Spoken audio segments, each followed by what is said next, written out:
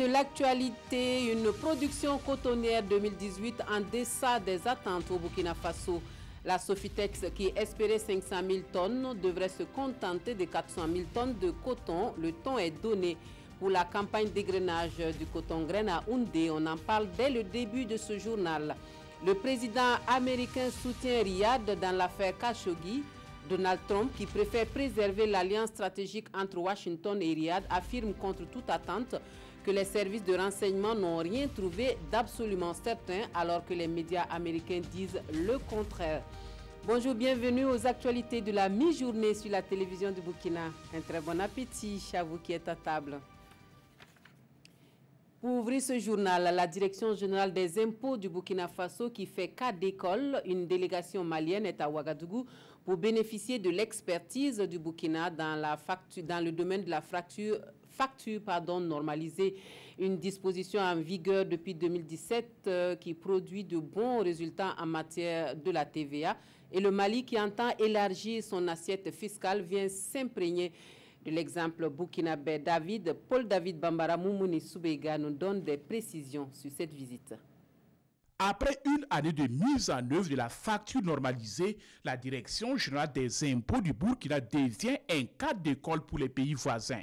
Ce 21 novembre, c'est une délégation des services des impôts du Mali qui vient s'imprégner de l'expérience de la Direction générale des impôts du Burkina en matière de facture normalisée. La Direction générale des impôts a engagé un processus de modernisation et de sécurisation.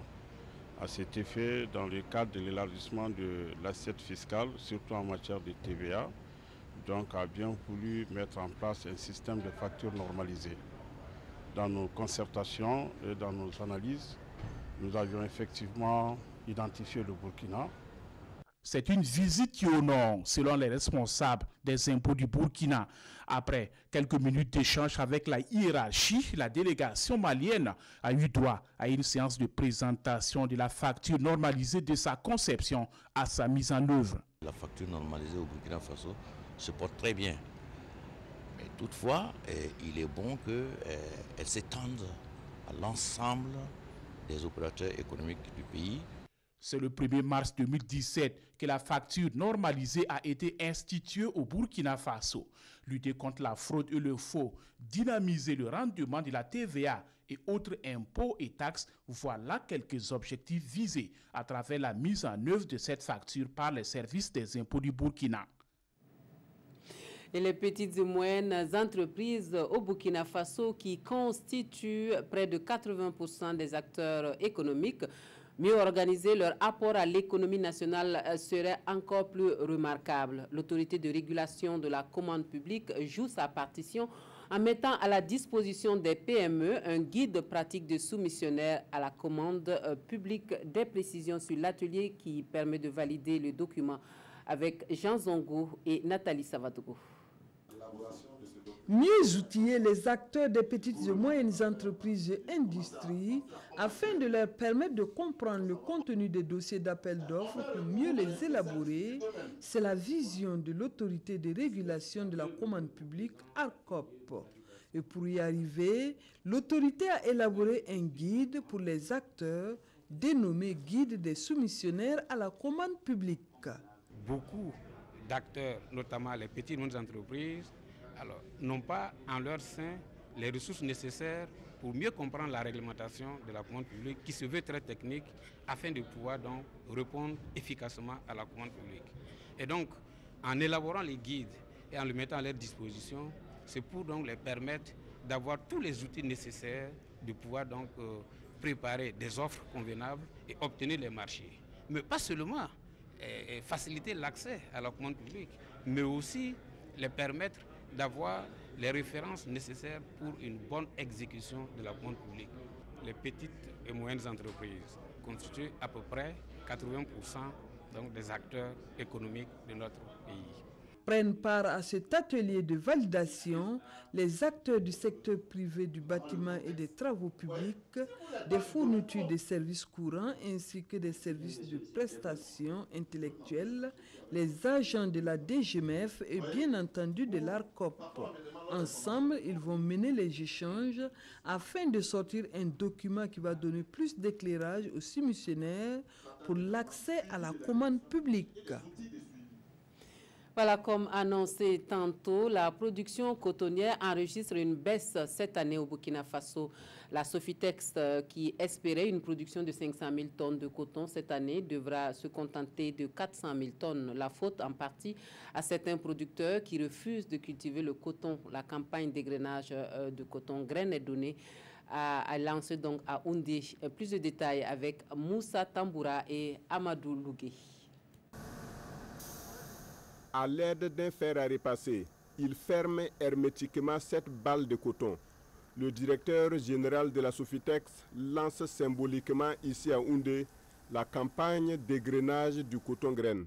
Je dois dire qu'à Houndé ici, la situation est assez intéressante pour les producteurs parce que nous attendons 103 000 tonnes de coton graine et ça représente donc une opération d'achat qui se situe autour de 26 milliards de francs CFA. Partout dans cette usine de Houndé, les machines sont en marche. Ce lancement ici vaut pour l'ensemble des unités d'égrainage de la Sofitex, sauf celles des communes de Kourouma et de Ndorola arrêtées pour refus des producteurs de cultiver le coton. Nous avons donc deux usines d'égrainage de coton dans la région cotonnière de Ndorla et nous avons en plus une unité de délintage chimique de la semence. Donc vous voyez l'intérêt que nous accordons donc à cette région cotonnière et naturellement nous avons enregistré donc une production qui n'est pas significative mais nous comptons donc démarrer les deux usines là-bas aussi. Cette année, la plus grande société cotonnière du Burkina espère atteindre au moins 400 000 tonnes de coton, un chiffre nettement en deçà des attentes des premiers responsables de la Sofitex. L'actualité cette semaine au Burkina, c'est la semaine nationale de l'Internet et des TIC qui se tient du 20 au 24 novembre prochain. En attendant l'ouverture officielle de la SNI 2018 prévue pour demain, le Salon international des TIC et de la bureautique a ouvert ses portes depuis hier sur le site du CIAO pour la promotion des technologies de l'information et de la communication. C'est un cadre d'exposition et de rencontre pour les professionnels du domaine et les développeurs de solutions innovantes. La ministre en charge du développement de l'économie numérique encourage les exposants et les acteurs du salon sur place. Maïmouna Traoré. Innovateurs, instituts de formation, vendeurs d'appareils électroniques, opérateurs de téléphonie, regroupés en un seul lieu pour la vulgarisation des technologies de l'information et de la communication au Burkina Faso. Nous sommes au Salon international des TIC et de la bureautique sur le site du CIAO. Et c'est parti pour un marché d'une semaine ouvert aussi bien au grand public qu'aux utilisateurs professionnels des TIC. Nous avons voulu cette édition pratique et concrète et nous mettons à contribution les talents des innovateurs, des jeunes start-up, des entreprises du privé et je voulais profiter de votre micro pour inviter les Burkinabés, tous ceux qui ont du talent, qui ont des solutions à passer nous voir. Il y a un espace démo, ils pourront exposer afin qu'ensemble nous puissions voir. L'objectif cette année est de consommer burkinabé, les plateformes, les services qui sont développés par des burkinabés pour qu'ensemble nous puissions réellement développer l'économie numérique. C'est une opportunité d'affaires pour l'ensemble des acteurs des TIC qui pourraient paraphraser les dramaturges en disant en un seul lieu, en une semaine, plusieurs objectifs atteints. Pour ce salon de l'Internet, nous sommes encore présents pour pouvoir nous faire connaître encore davantage parce qu'aujourd'hui l'Internet est incontournable pour les Burkinabés. Donc il peut plus attendre de ce salon, beaucoup de partenariats, beaucoup d'opportunités. Les attentes de l'école ici, c'est d'avoir des partenaires, un accompagnement en fait pour nos étudiants.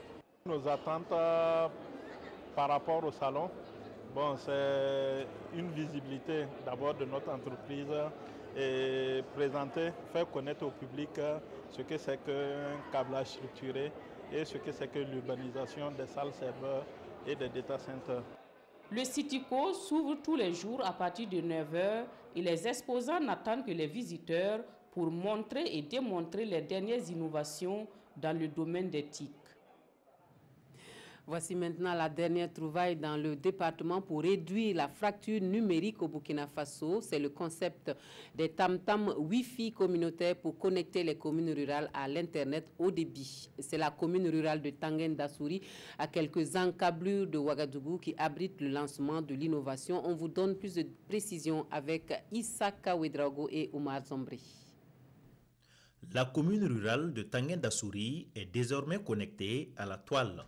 Elle dispose d'un hotspot, une nouvelle infrastructure numérique de connexion à Internet haut débit dénommée Tam-Tam Wi-Fi communautaire. Une initiative du ministère de l'économie numérique qui a pour objectif de briser la fracture numérique dans les communes rurales du Burkina Faso. Nous sommes à peine 23% de couverture de l'Internet, donc des données sur le territoire national, et bon nombre de communes rurales n'ont pas accès à l'Internet.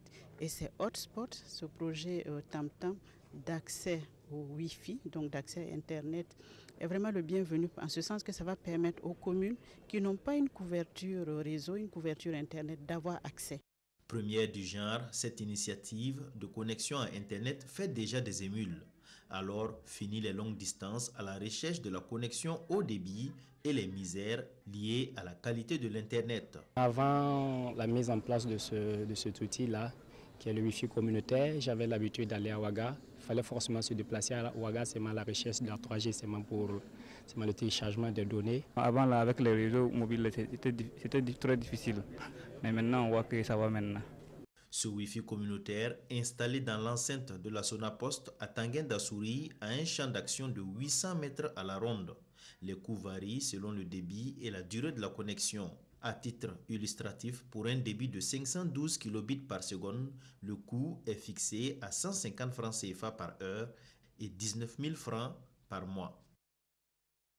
Le Salon international de l'enfant et de l'adolescent lui offre l'opportunité à l'ONG Terre des Hommes pour évoquer la problématique du travail des enfants sur les sites d'orpaillage au Burkina Faso. Un phénomène dont les causes sont multiples et les échanges permettent de faire des propositions de solutions pour éradiquer ce phénomène. La table ronde est suivie pour nous par Salifou Belem et Bouma Ernest Nebi.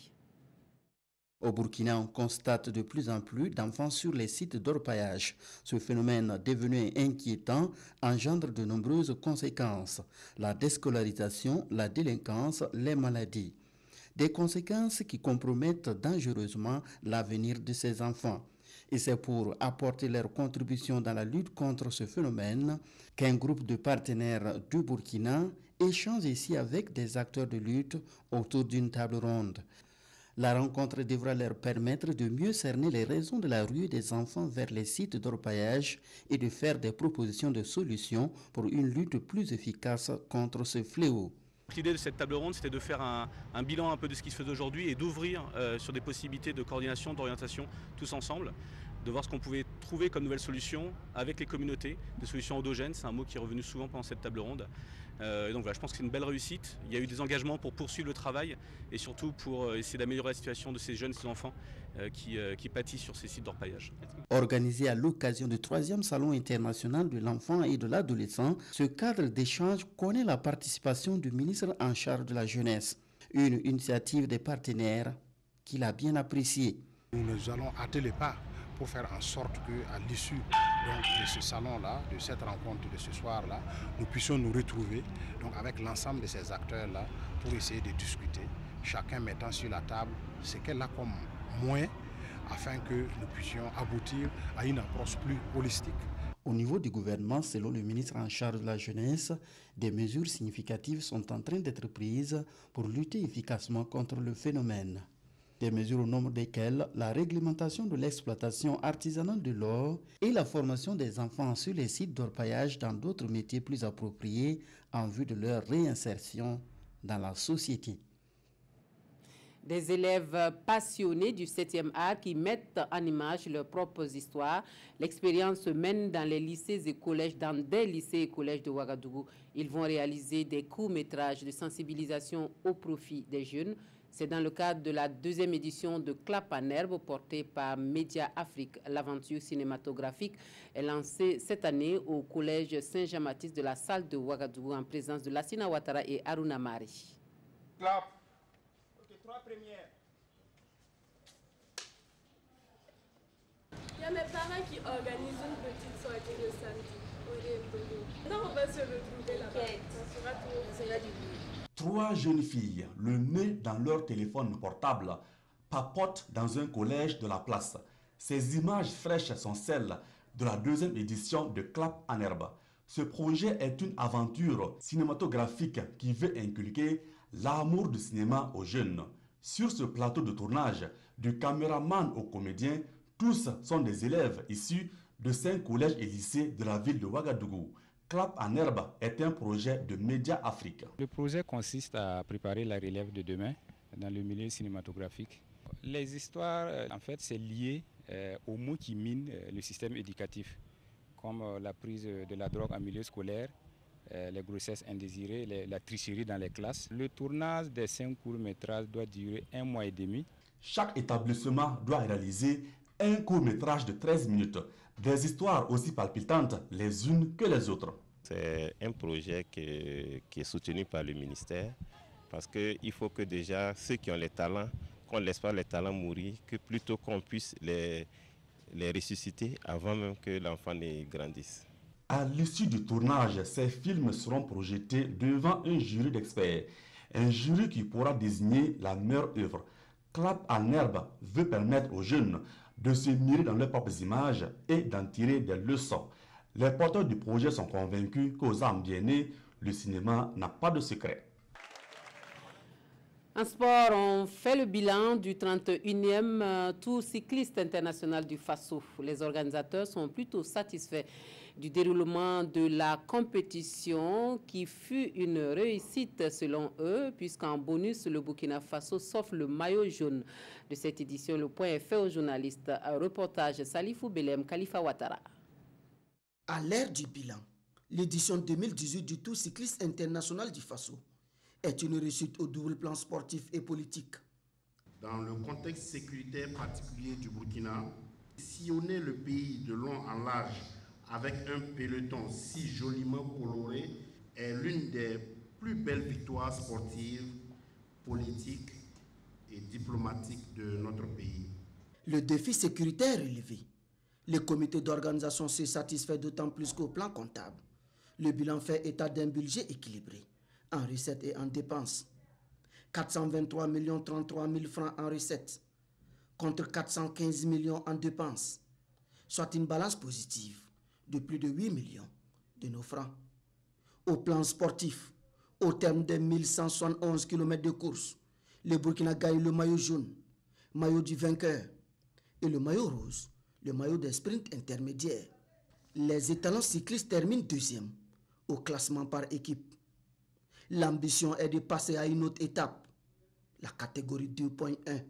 Nous ne le cachons pas, c'est quelque chose que nous avons émis clairement. Voilà. Et même le gouvernement en a été saisi par un rapport en Conseil des ministres. Maintenant, il y a des conditions à remplir. Je pense que la Fédération burkinabé de cyclisme s'attelle à mettre à notre disposition les cahiers de charges pour en tout cas passer dans cette catégorie-là. En attendant, le Burkina tout entier peut être fier de son tour, qui s'attaque désormais à la sous-région à travers des incursions. Actualité hors de chez nous, Donald Trump soutient, et cela contre toute attente, Riyad dans l'affaire Khashoggi. Alors que les médias américains rapportent que la CIA n'a plus de doute dans la responsabilité du prince saoudien sur l'assassinat de Jamal Khashoggi, le président américain lui préfère préserver les relations entre Washington et Riyad que de renier le prince héritier Mohammed Ben Salman. Donald Trump préfère préserver la relation entre Washington et Riyad que de renier le prince héritier Mohammed Ben Salman. Alors que les médias américains rapportent que la CIA n'a plus de doute sur la responsabilité du prince héritier saoudien dans le meurtre du journaliste Jamal Khashoggi, Trump affirme que les services de renseignement n'ont rien trouvé d'absolument certain et donne la priorité aux investissements américains. Nous n'allons pas abandonner des centaines de milliards de dollars de commandes et laisser la Russie, la Chine et tout le monde les avoir. Tout ce qui importe pour moi, c'est très simple, c'est l'Amérique d'abord. La CIA a examiné la situation, ils l'ont beaucoup étudiée, ils n'ont rien de définitif. Le fait est que peut-être qu'il l'a fait, peut-être pas. L'alliance stratégique entre Washington et Riyad est inébranlable selon le chef de la Maison-Blanche. Riyad est un allié spectaculaire, a même dit Trump, pas convaincu de la culpabilité de Mohammed Ben Salman. C'est l'Arabie Saoudite d'abord, pas l'Amérique d'abord, ont raillé certains élus du Congrès américain, mais il a le soutien du secrétaire d'État Mike Pompeo. Le monde est vil et sans pitié, particulièrement au Moyen-Orient. Il y a d'importants intérêts américains à préserver pour protéger le peuple américain, les Américains. Riyad a procédé à une série d'inculpations dans cette affaire. La Turquie a fait savoir qu'elle allait peut-être demander une enquête formelle des Nations Unies sur la disparition et la mort de Jamal Khashoggi. Et pour finir, la campagne électorale qui s'ouvre demain en République démocratique du Congo, commentée par certains journaux qui s'inquiètent du climat qui prévaut à Kinshasa. Au plan national, l'engagement des transporteurs de ne pas répercuter l'augmentation du prix du carburant sur les coûts des transports fait la une de l'actualité. La revue de presse avec Vincent Kiendrebego. Aucune augmentation des tarifs de transport en vue au Burkina Faso. C'est l'information mise en exergue à la une du journal Le Quotidien. Une assurance donnée au gouvernement par les patrons des compagnies de transport au sortir de leur rencontre avec le Premier ministre. Les transporteurs ayant convenu de ne pas répercuter la hausse des prix du carburant sur leurs tarifs comme de coutume. Ce qu'aujourd'hui au Faso présente comme un serment des transporteurs à la primature. Ainsi donc, pas d'impact de l'augmentation du prix du carburant sur le coût du transport, écrit Sidoya. Selon le porte-parole des transporteurs rapporté par ce journal, le commerce ne rime pas avec l'humanitaire, mais ils ont convenu de garder les tarifs tels quels pour l'instant. Nous sommes de plus en plus musulmans sans l'islam. Déclaration du guide spirituel Aboubakar Doukouré que nous rapporte l'observateur Palga à l'occasion de la célébration du Maouloud.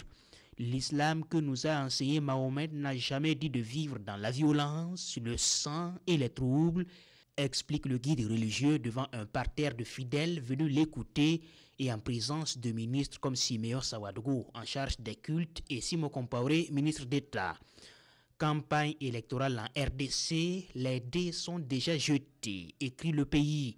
Pour le pays, il existe de sérieuses inquiétudes pour une campagne apaisée au Congo, l'opposition dénonçant en bloc ses difficultés à accéder aux médias et aux espaces publics. Inquiétude partagée par la conférence épiscopale du Congo, selon aujourd'hui au Faso, avec des machines à voter à polémique et le retour au ring pour de vieux adversaires qui se combattront par procuration. Ainsi, l'Église ne peut que s'écrier « Dieu sauve le Congo ». Fin de ce journal, merci de votre attention. Très bel après-midi à tous.